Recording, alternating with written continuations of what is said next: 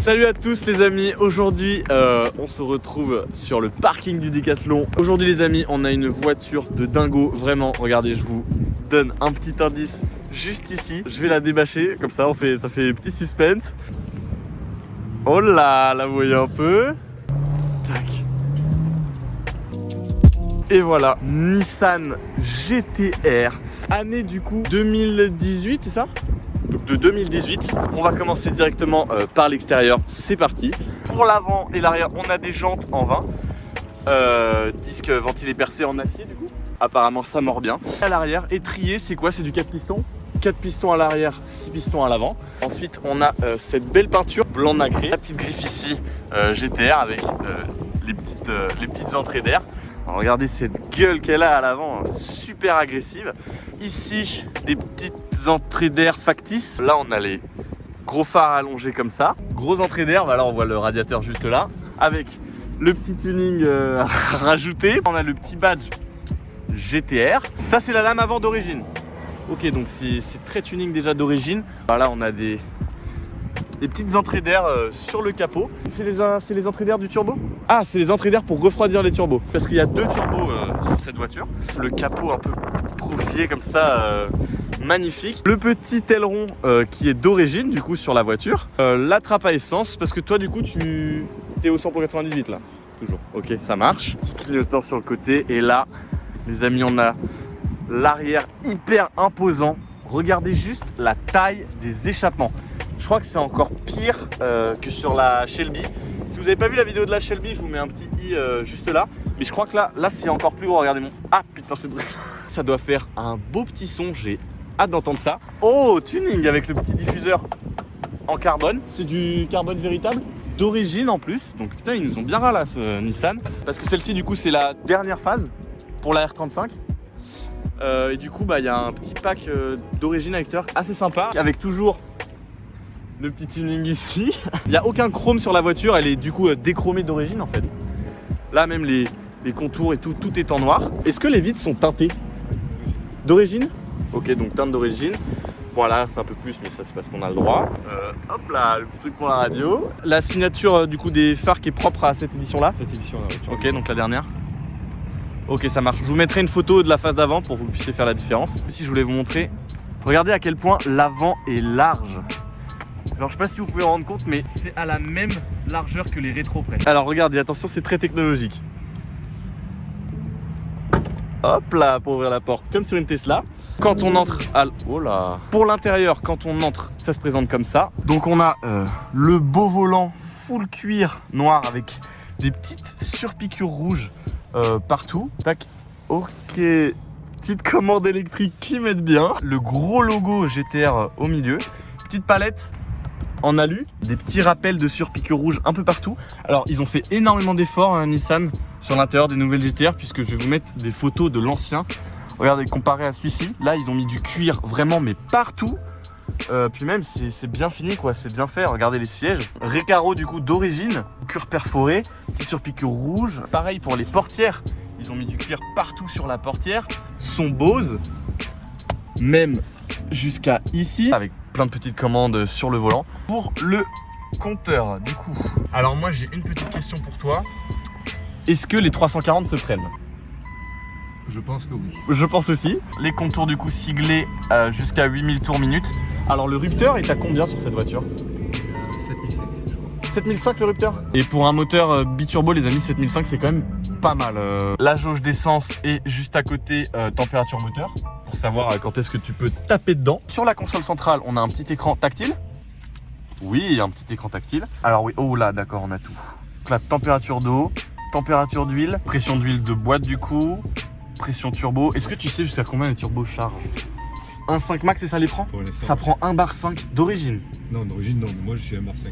Ah, donc là on a... par exemple si on va sur circuit pour savoir au tour quel temps on a fait. Petite console en carbone du coup, avec la petite boîte de vitesse. Ah ça c'est les différents modes du coup.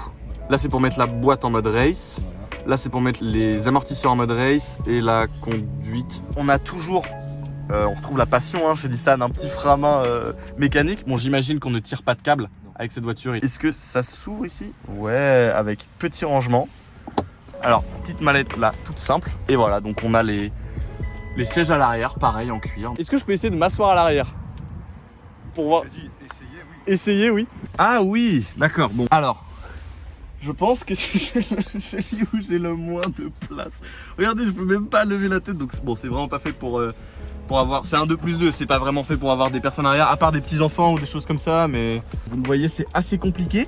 Mais franchement, les sièges, oula, maintiennent bien. Là, on a un petit porte-gobelet, les grosses enceintes qui doivent cracher du gros son. Vous voyez, par exemple, quand là on a le siège un peu en mode en arrière, là je sais pas où tu mets tes jambes, mais ça me paraît compliqué. Ensuite, oh ouais, ok. Toujours agréable de voir le petit seuil de porte siglé GTR. Est-ce qu'on pourrait voir le capot? Enfin, ce qu'il y a sous le capot plutôt. Waouh! Donc on a le gros V6 biturbo 3,8 litres qui fait d'origine 570 chevaux, 637 newtons. Du coup, tu as fait une reprog sur la voiture, tu as fait un stage 1. Et du coup, le stage 1 t'amène à quelle puissance aujourd'hui? 620 chevaux du coup et 800 newtons. Donc ça doit transmission intégrale, double embrayage. Est-ce que la répartition sur les roues avant-arrière c'est 50-50? 70 sur l'arrière. Plus de propulsion que de. Donc ça peut chasser un peu. La traction Ouais. récupère la perte d'adhérence. La traction récupère quand la propulsion fait trop chasser du coup. Voilà. Ok, ça marche. Là, on a le gros moteur avec. J'imagine ça c'est la personne qui l'a son. Ok. Pas bien le moteur, hein, ils ont pas trop mis de cache, c'est assez agréable pour une voiture moderne, c'est assez rare même. C'est la dilution d'air. Ouais, c'est ça. L'air des turbos passe par là et rentre par là. Ok, d'accord. Et ils sont. Et ça rentre là pour refroidir cette zone. Ah oui, d'accord. Donc les petites entrées d'air qu'on voit là, du coup, c'est ce qui sert à refroidir. Donc l'air rentre direct, tout ça charge et. Est-ce qu'on les entend? Oui. On entend le. Oh, oh là là là là.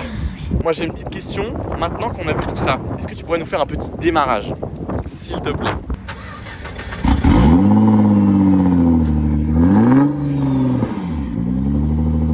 La voiture est pas encore chaude?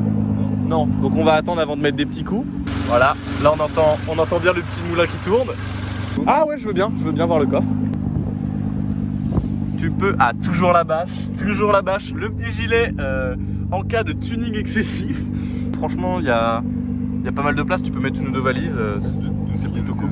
Tu peux... Tu m'as dit pour le bruit, il est pas d'origine. Il y a un downpipe, un Y-pipe et le silencieux d'origine.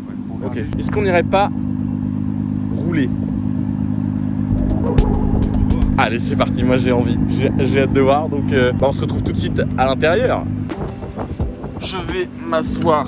Hop là, même sur les tapis, ils ont mis le sigle en alu quoi. Enfin, ils ont pas fait les choses à moitié. Premières impressions. Ah oui, désolé, je suis en mode race hein, depuis le début. C'est parce que les amis, le 0 à 100 en 3 secondes 2, c'est ça? 2 secondes 8. C'est un stage, ouais. D'origine, c'est 3. Ok, moi j'avais vu 3 secondes 2, mais bon, apparemment, avec tout ce qui a été fait sur la voiture, ça passe à 2 secondes 8. Je sais pas si vous vous rendez compte, déjà qu'il n'y a pas beaucoup de voitures qui descendent en dessous de 4 secondes. Mais alors en dessous de 3 secondes, qu'est-ce que t'as qui suit ça? Des motos. Ouais, mais en voiture, t'as pas grand chose d'origine. Enfin, de pas trop préparé quoi. Pas trop préparé, non, y a pas. Au niveau du confort, les sièges sont super confortables. On est très bien maintenu. Hein. Mais je pense qu'en même temps, il faut être très bien maintenu. 2 petits boutons ici. Est-ce que tu peux me dire à quoi ça sert? C'est pour le gyro. T'as des... Pourquoi t'as des gyros pour être sur fil de gauche C'est ça. En fait, là, je pense qu'on est face à un aigle de l'autoroute. Là, au niveau des valves, on est comment? Fermé, qu'est-ce que ça donne du coup? Là, on est fermé? Ouais. Donc, valve fermée, bruit plus qu'acceptable. Ça a l'air bien insonorisé si j'ouvre les fenêtres. Ouais, on est bien insonorisé quand même. Après, j'imagine que quand tu ouvres du coup les valves. Ah, faut rester appuyé long du coup. Ok, et là, on est en mode race de partout. Ça marche, et si on ouvre un peu les fenêtres, il y a un peu plus de ronron déjà. Ok, là on est en mode tranquille, il faut faire chauffer un peu la mécanique. Oh putain, je pense que je vais me casser le cou si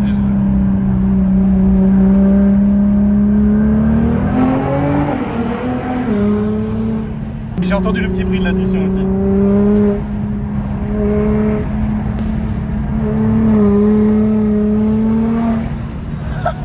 Le propriétaire m'a annoncé une heureuse nouvelle, c'est qu'il y a un mode flamme. Donc je pense à la fin je mettrai des petits plans du mode flamme. Vous allez voir tout ça. On s'arrêtera après pour accrocher la GoPro derrière pour voir tout ça parce que mode flamme c'est c'est quelque chose. Les GTR sont connus pour avoir des modes flammes. T'as pas de décata là? Non. Donc en décata, c'est quoi? C'est tu crames la ville.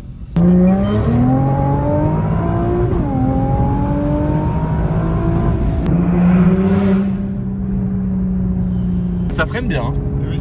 On a un peu dérapé comme un petit en vélo qui arrive un peu trop vite, mais ça freine super bien.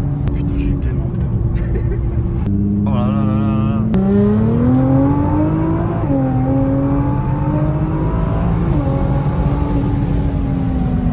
Je peux pas vous dire la vitesse.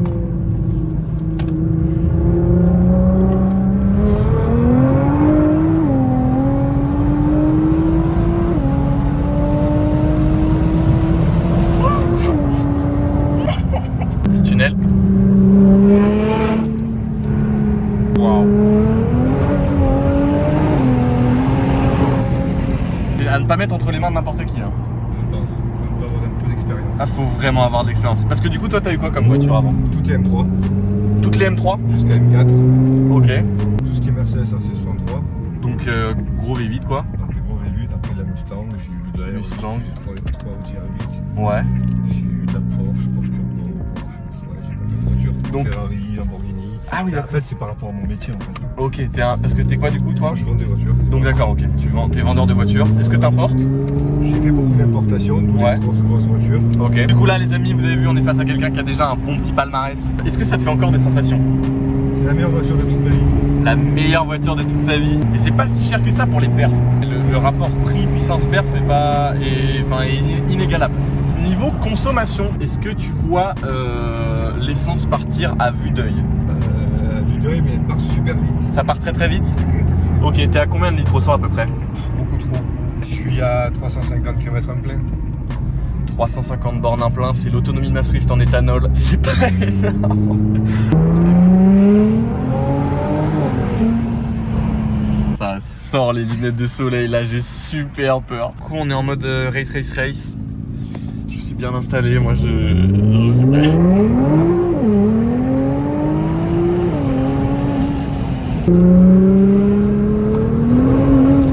Wow.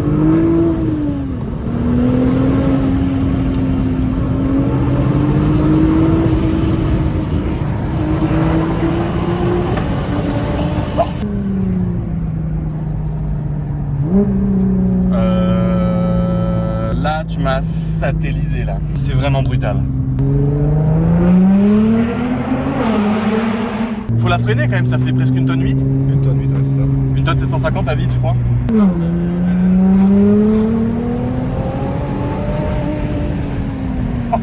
Ça freine super bien. Parce qu'on arrive un peu près des voitures, parce qu'on est un peu gourmand, mais ça s'arrête quand même super bien. C'est plaquette en prix pro parce que moi je suis un pro. Ouais. J'ai payé 1500 Toi du coup, est-ce que cette voiture te fait toujours autant de sensations qu'au premier jour? toujours. Toujours? Quand elle m'énerve, je la bosse une semaine. Et quand je la reprends, c'est waouh. Toujours autant de plaisir? Ah, ouais. C'est une voiture qui coûte aux alentours de combien aujourd'hui? Par exemple, là si moi je voulais en acheter une aujourd'hui en France, Ouais, tu vois un peu de tout, mais ça, pour un prix raisonnable, ouais, je pense qu'entre aux environs des 120 2018, c'est bien. 120 000 balles. Et je pense que là, la fait que cette cote monte, elle arrive vraiment à son réel prix, à sa réelle valeur. Ouais, parce qu'il y a encore quelques années, on en trouvait à quoi? 60 000? Ah oui, 60, 70, après ça dépend des années, mais celle-là, neuve, ça arrive, par exemple, la 2018, elle valait 120 000. Ça a doublé, ça a presque doublé de prix quoi. Pourquoi t'as voulu acheter cette voiture du coup? Hasard. Pour tester? Hasard, ouais. Attends, ça va faire du bruit. Oh.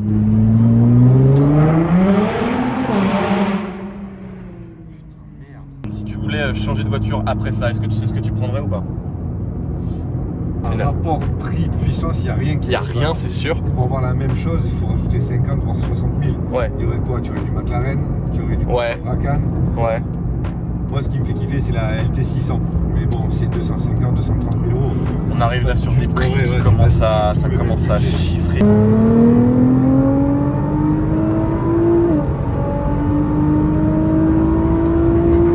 Oh. Voilà. Tu m'as voulu comme un enculé, comme on dit.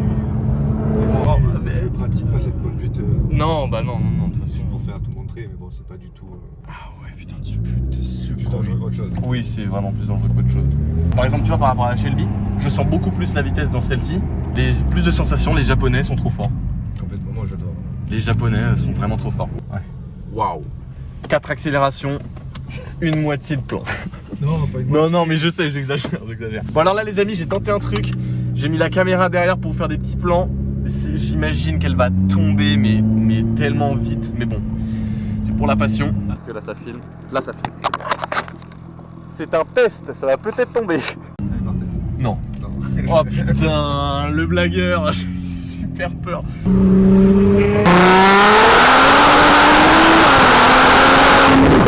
Là, je passe en mode flamme. T'es en quoi? Mode flamme. En mode Flamme. mode flamme, donc j'espère qu'on va les voir derrière.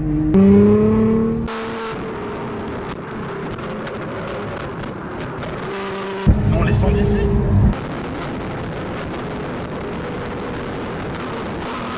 C'est un truc de malade.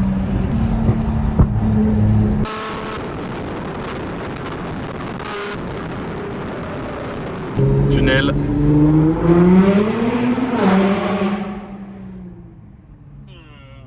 Je vais vous filmer de l'extérieur parce que je crois qu'on se rend pas bien compte.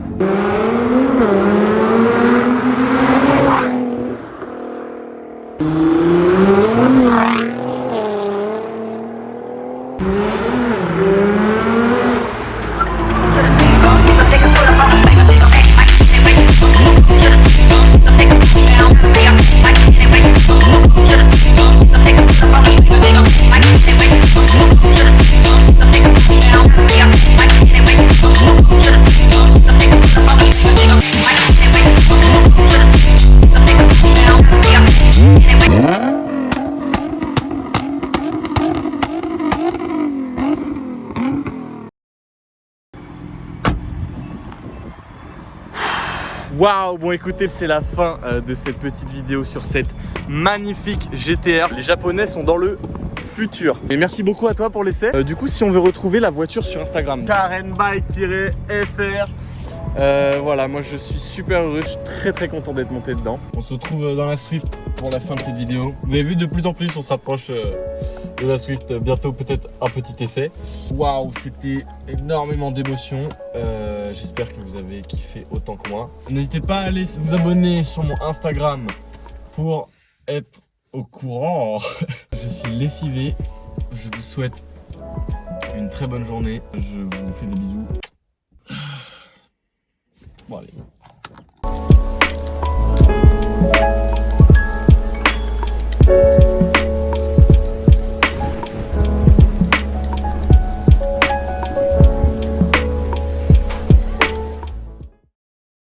Ok les amis, moi